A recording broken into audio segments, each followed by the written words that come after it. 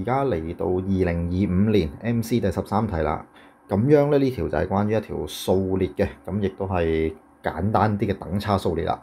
咁等差數列咧，佢而家就講咗，咁英文嘅同學就係我哋有條 AP 啦。咁 AP 佢個 mean 咧，即係佢嗰個佢個前 n 項和就係 SN 啦，呢啲嘅基本嘢嚟嘅。咁即係其實呢個係廢話嚟，唔使理佢啊。呢個係廢話嚟㗎。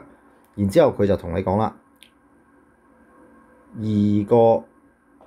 兩個 S3 嘅二次，即係兩個2乘2啦，2乘2係 S3，即係其實就係 A1 加 A2 再加 A3 啦。咁呢一嚿嘢嘅二次方咧，就會等於3個 S2 啦，即係我哋由第一個交到第二個啦。咁其實就係 A1 加 A2 啦。然之後再乘 S4 就係 A1 加 A2 再加 A3 再加 A4 啦。咁樣呢一嚿嘢咧就係一條等式嚟嘅。咁佢題目俾你啦，然之後咁後面佢就再同你講啦。A1 等於4。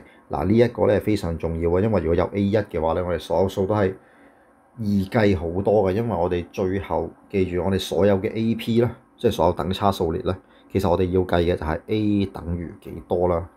咁我哋計到 A 等於幾多，或 A1 啦。咁仲有嘅就係 D 要等於幾多啦，即係佢個公差會係幾多。咁其實計到呢兩個咧，就乜嘢都計完㗎啦。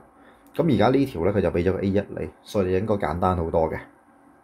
咁我哋而家睇下先啦。咁呢條我哋要點做咧？咁我哋而家就睇到其實佢就係一條式啦，然之後俾咗 A1 等於4你啦。咁剩翻，如果我代咗個 A1 等於4落去啦，咁呢個係4啦，呢個係4，呢個係4。咁剩翻個問題就係，哎呀點算咧？咁我哋剩翻後面啲 A2 啊、A3 啊、A4 啊呢一啲嘢咧，其實全部唔知點處理嘅喎。但係我哋有一個好啲嘅消息，就係我哋其實可以將 A2 啊、A3 啊呢一啲嘢咧變翻晒做 A1 有關嘅。咁 A2 咧，我哋根據公式其實就係呢一個啦。第一條我呢度畫咗公式俾你，第一條裡面咧就會講 Tn 啦。咁其實就係 AN 嚟嘅啫，我哋唔用 Tn，用 AN 就得噶啦。咁 AN 咧其實就等於 A， 咁呢個就係 A1 嚟嘅。AN 就等於 A1 再加 n 減1乘 D。咁所以 AN 等於 A1 再加 n 減1乘 D 啦。咁因為 A2 啊嘛，我哋而家係 A2，咁就會係 A1 再加2減1乘以 D 啦。咁所以 A2 咧就會等於 A1 再加1個 D 啦。咁 A3 咯喎，A3 就會等於 A1 再加3減1乘 D 咯喎。咁其實就係 A1 再加3減1就係2啦，咁就2D 啦。咁如此類推啦。咁其實 A4 咧就應該都係 A1 再加4減1乘以 D 啦，咁就會係 A1 再加3D。好啦，我哋將呢啲嘢擺晒落去啦，咁就係跟住呢度啦。咁 A2 我哋就擺呢度，然之後 A3 咧我冇換第二隻色啦。A3 咧我哋就係呢一度。呢一度好啦 ，A2 又未括好啊 ，A2 呢度有，呢度有，咁剩翻 A4 固然之就係擺喺 A4 嗰度啦。咁呢個就擺喺呢度，咁我哋成條式咧就會得翻一個未知數啦。咁就會變成咧係嗱，咁 A1 係4啊嘛，我哋記住 A1 係4啊，題目俾咗你嘅。咁所以呢條式咧就會變成2啦，括弧就係4再加 A2 就係 A1 加 D 咯喎。然之後呢個就係 A1 再加 2D 啦嘅二次方。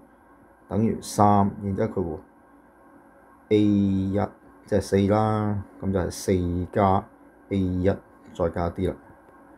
然之後呢一度咧，咁就係4啦，再加 A1 加 D， 再加 A1 加 2D， 再加 A1 加 3D 啦。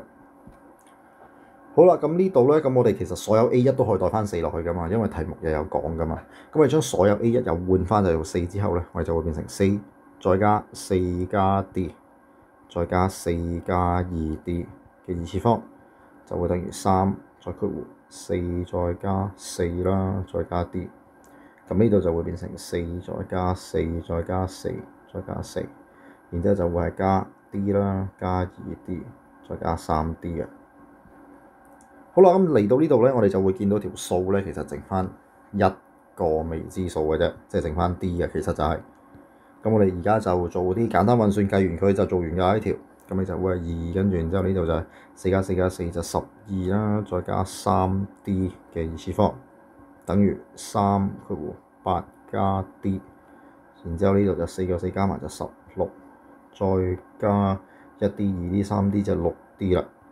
好啦，咁乘開晒佢啦，咁呢度就公式就144，再加3乘12 36，36乘2 72D 啦，再加9D 平方，咁就會等於3，跟住括弧8乘16，好，等我計下先啦，8乘18 18 6 48，128，再加48D， 再加 16D， 再加 6D 平方啦。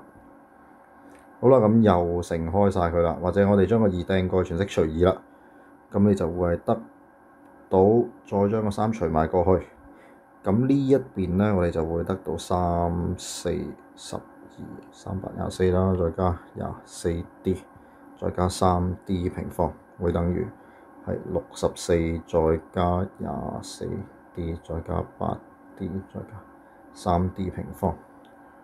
好啦，咁我哋就好快啊，咁樣就會 3D 平方 3D 平方就冇咗啦。咁我哋就會呢度係得到係48加 24D 啦。24D 等於64加 24D 再加 8D 啦。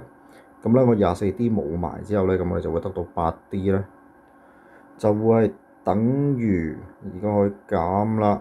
8D 就會係等於16啦。咁 D 就係等於-16，咁就 D 就會等於-2。好啦，咁 D 等於-2啦。咁我哋而家計到。